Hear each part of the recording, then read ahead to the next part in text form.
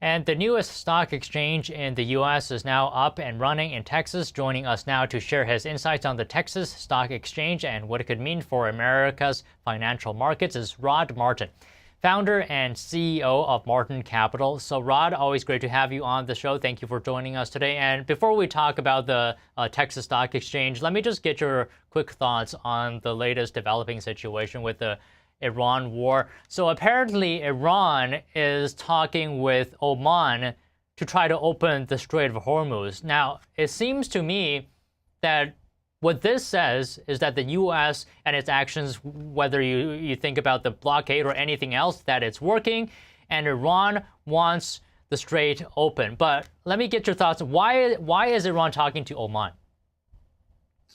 Well, of course, they're across the strait from each other. And in a perfect world, from their point of view, they'd get the Omanis to join them in making the strait national territorial waters of Iran and Oman, and they'd set up a joint toll booth. That is just not going to happen. They don't have any way to enforce that, and nobody's going to stand for that. So, can they make trouble for a while? Yes. Is this the best leverage Iran has right now? Yes. Is it really all that effective? Well, as you know, we've moved around 1,000 commercial ships through the strait in the last few weeks with very little incident. And every day the blockade seals Iran's ports, and it is a day that they're losing $400 to $500 million in a relatively poor country. So this is a bit of a waiting game. They think they're going to wait Trump out on the midterms. I think they're very much mistaken where we are right now, especially after the Michigan primary last week. I think we stand in very good chance of a Republican, not just a Republican Senate, but at least the possibility of a Republican pickup in the Senate. And on the House side, generic ballot notwithstanding, the Democrats would have to win 2/3 of the seriously contested races on the ballot in November to get a majority, and then they wouldn't have enough seats to actually be able to legislate. So I think our chances are pretty good, and more to the point, I think Donald Trump thinks our chances are pretty good. So the Iranians trying to wait that out isn't going to get them anywhere, and eventually we're going to bankrupt them. And the other thing is there are a couple of Democratic socialists running against Republicans, and some people say this is good for Republicans because they believe the majority of Americans, they're not that far left. So we'll have to see what happens on that. But to your point, I mean, this deal that Iran is making with Oman, it really is irrelevant because the U.S. controls the Strait of Hormuz, and whatever happens with the strait, at the end of the day, is what the U.S. decides. So, I mean, in the end, they still have to get approval from the United States. Yeah, I mean, if we elected Kamala, I guess this could work for them. But short of that, I mean, there's just no way that an American government is going to allow a choke point like this to become national territorial waters. It's against international law. It's against U.S. principles going back to the Revolutionary War era. There's just no way that's going to happen.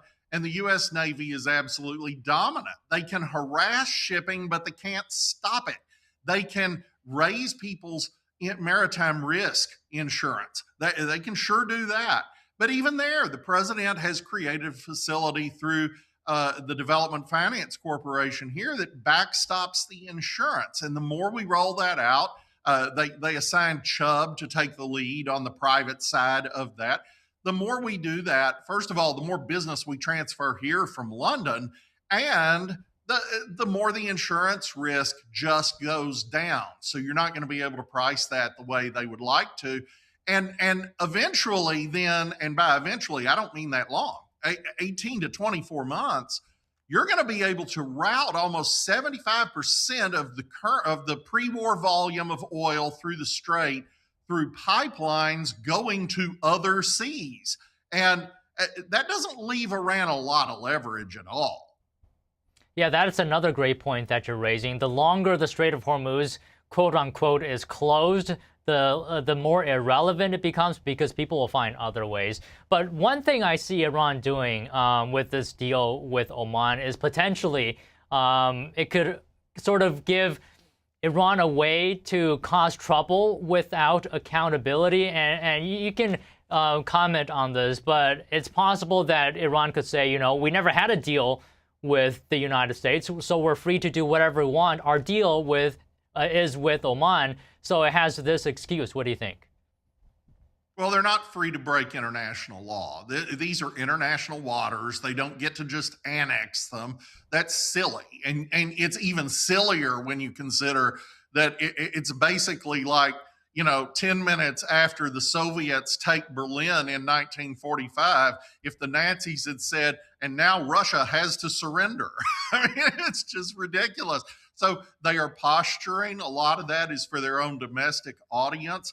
A lot of that is because they're used to America doing stupid things, as we did at the end in Afghanistan, as we did at the end in Vietnam. And so we will win wars and then lose the peace. And they figure if they can outlast us, they might get to that. I don't think that's going to work for them here. And I don't think Oman is going to be able to get very far with this either, because it has neighbors who are awfully well armed. I don't think the UAE is going to put up with it. I don't think Saudi Arabia is going to put up with it. The only thing that might work in Oman's favor here is that the UAE is doubling pipeline capacity from the UAE across Oman to its port of Fujairah. And so, they might like to see the strait closed a little bit longer so that they have more financial advantage that way. And the truth is, however cynical it may sound, the United States is benefiting immensely from the semi-closure of the strait. The rest of the world may be sucking wind, but the United States, we are selling more oil and more liquefied natural gas from the Gulf of America than you can shake a stick at. Many cases, those are 20-year contracts. We are shifting energy's capital from the Persian Gulf to the Gulf of America, and it's going to last. Okay, let me just give one more comment on the Oman situation, Iran situation, and then I'll ask you about the stock exchange. Do you think at the end of the day, Oman will stand with the United States in this Iran war, or do you think Oman is more of a wild card? I don't think Oman's that much of a wild card. I mean, they may mess with us a little bit, but at the end of the day, they don't want the Saudis down their throat. They don't want the UAE down their throat. This disrupts their other relationships in favor of a country that can't make any of this stick. And Oman doesn't have a navy worth mentioning, so it's not like they can go fight the USS Bush or something. That's not going to happen. So premises considered, I think this is a tempest in a teapot. I think it's more maneuvering, mostly for the domestic audience in Iran, actually. And the truth is, every day this goes on, they're losing, as I said, about $500 million that they can't afford to lose. And yes, they're fanatics, and yes, they're going to hang on to the death. But at some point, the lower level guys aren't getting paid. And when enough of that happens, armies have disintegrated for thousands of years, and this isn't going to be different. Okay, let's move on to another important topic. So the latest with the Texas Stock Exchange. Talk to us about why this is significant. Well, your prior segment actually showed very well. We've got all these Democratic Socialists who are winning all these primaries. We've elected a few. Zoran Mamdani, of course, being the poster child for all this in New York.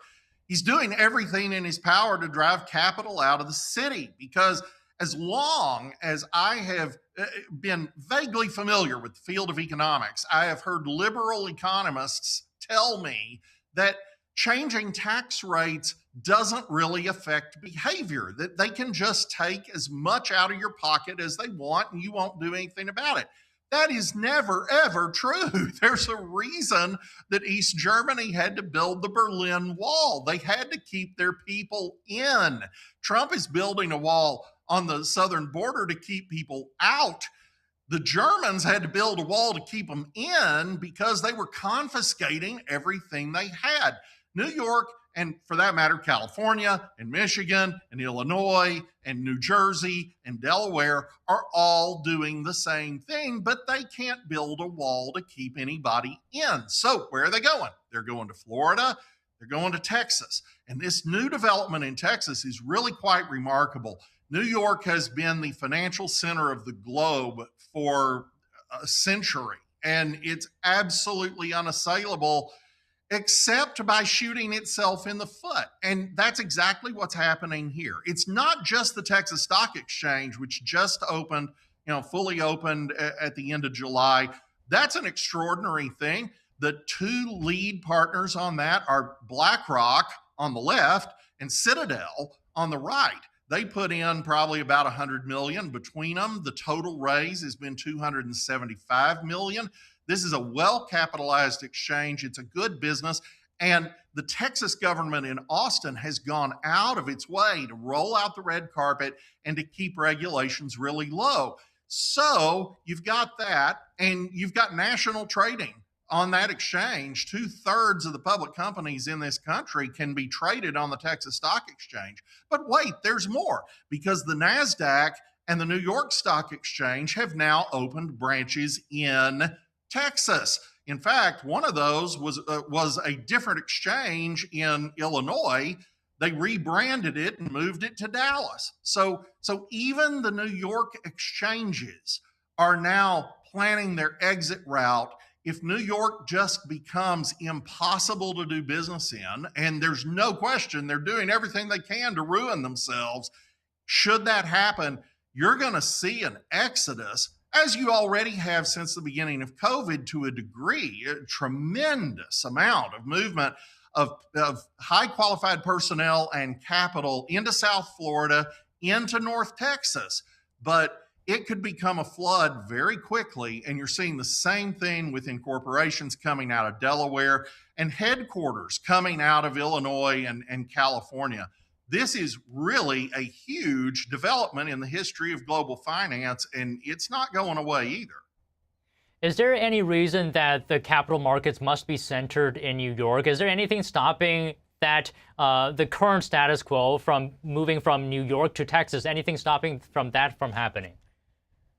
Well, historically, yes, because that's where all the finance professionals were. All the guys who knew how to do this stuff, who had the money, who had the relationships.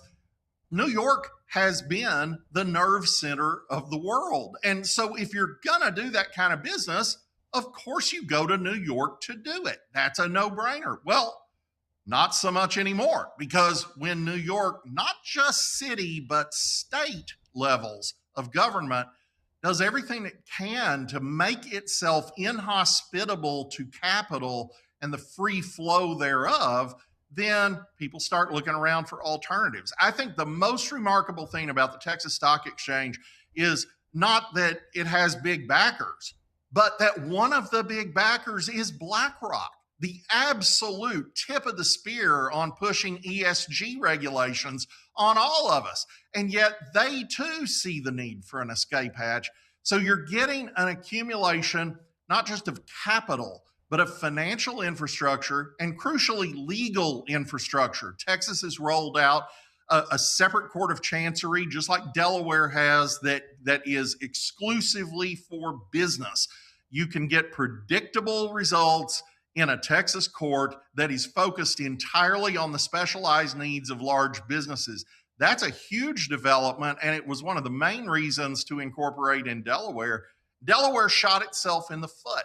So the more you have the legal infrastructure, you have the capital already there, because Texas is becoming the global center of energy.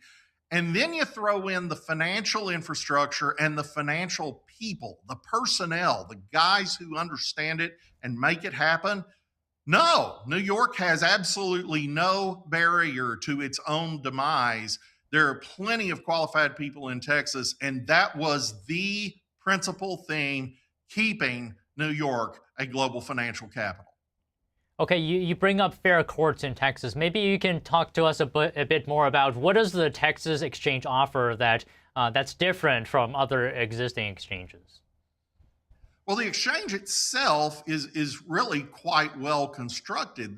What they did is they went in and said, okay, what are all the things that would make somebody not want to list in New York? And let's do the opposite. So they don't have all this ESG stuff. They don't have all these state mandates that force public companies whose shareholders want a completely different result to do what the politicians in New York force them to do. Texas has taken an incredibly hands-off position on all that. I come back to the new Texas business court system because it really is a huge feature. Business is an incredibly specialized thing. I mean, if it's just the corner grocery, maybe not. But if you're talking about multinational corporations operating in 100 countries with really complex issues coming before judges, you need judges who understand them.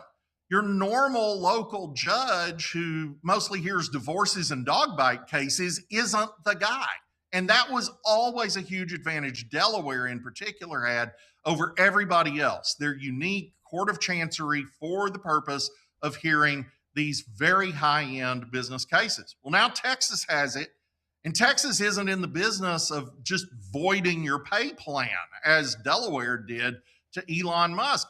2 different shareholder votes at Tesla, and a single activist judge blocked the man from being paid for 5 years of extraordinary work.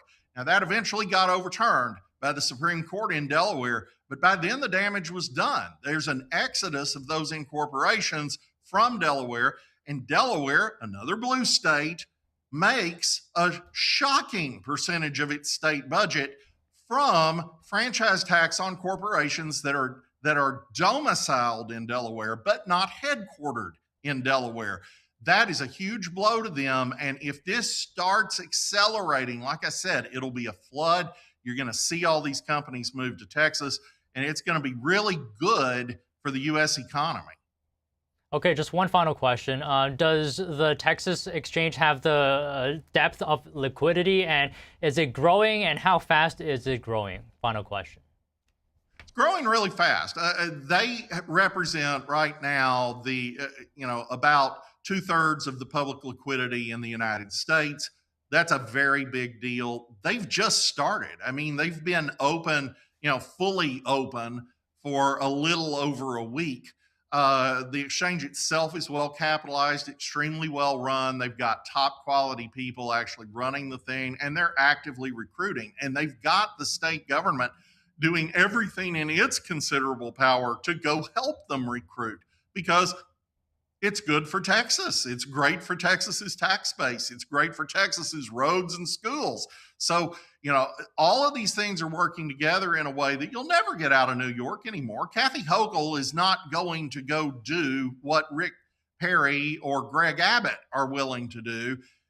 She's too busy trying to destroy business. And so is Mamdani. And we saw that from another direction in the Trump cases, where they absolutely made up new law just out of the blue. And in one case, the state legislature passed a law that only applied to Donald Trump so that they could prosecute him. Well, okay, if you're sitting in a bar in New York and you flirt with the wrong waitress, and it turns out she's the niece of a Democrat prosecuting attorney, you're going to lose your pay package. You're going to get bankrupted by the courts. That isn't okay. And, that's why Trump has moved as much of his business as possible out of New York and his domicile. He is a resident of Florida. So, no one ever imagined that, least of all Donald Trump. So they are creating inhospitable circumstances. Those circumstances drive people and capital to vote with their feet, and they're going to Texas. All right, Rod, sounds good. Great conversation today. As always, thank you for your time. Thank you.